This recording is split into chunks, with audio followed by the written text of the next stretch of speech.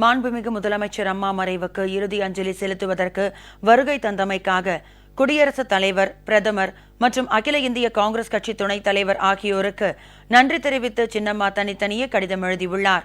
குடியரசுத் தலைவர் திரு பிரணாப் முகர்ஜிக்கு சின்னம்மா எழுதியுள்ள கடிதத்தில், அனைத்திந்திய அண்ணா திராவிட முன்னேற்றக் கழக பொதுச் செயலாளரும் மாண்புமிகு முதலமைச்சருமான புரட்சித் தலைவி அம்மாவின் மறைவுக்கு நேரில் வந்து இறுதி அஞ்சலி செலுத்தியதோடு தனக்கு தனிப்பட்ட முறையில் ஆறுதல் கூறியதற்காக நன்றி தெரிவித்துக் கொள்வதாக குறிப்பிட்டுள்ளார். இறுதி அஞ்சலி செலுத்துவதற்காக டெல்லியில் இருந்து சென்னை வரும் வழியில் விமானத்தில் சிறு கோளாறு ஏற்பட்டதாக தனக்கு தெரிய வந்ததாகவும், ஆனால் அது பற்றி கவலைப்படாமல் மற்றொரு விமானத்தில் குடியரசுத் தலைவர் வந்தது தனக்கு நெகிழ்ச்சி அளித்ததாகவும் சின்னம்மா தெரிவித்துள்ளார். தங்களது வருகை தனக்கு தனிப்பட்ட முறையிலும் லட்சக்கணக்கான தமிழ் மக்களுக்கும் நாட்டில் வாழும் இதர மக்களுக்கும் மிகுந்த மன ஆறுதலை தந்ததாகவும், இதற்காக மீண்டும் ஒருமுறை நெஞ்சார்ந்த நன்றி தெரிவித்துக் கொள்வதாகவும் கடிதத்தில் சின்னம்மா குறிப்பிட்டுள்ளார்.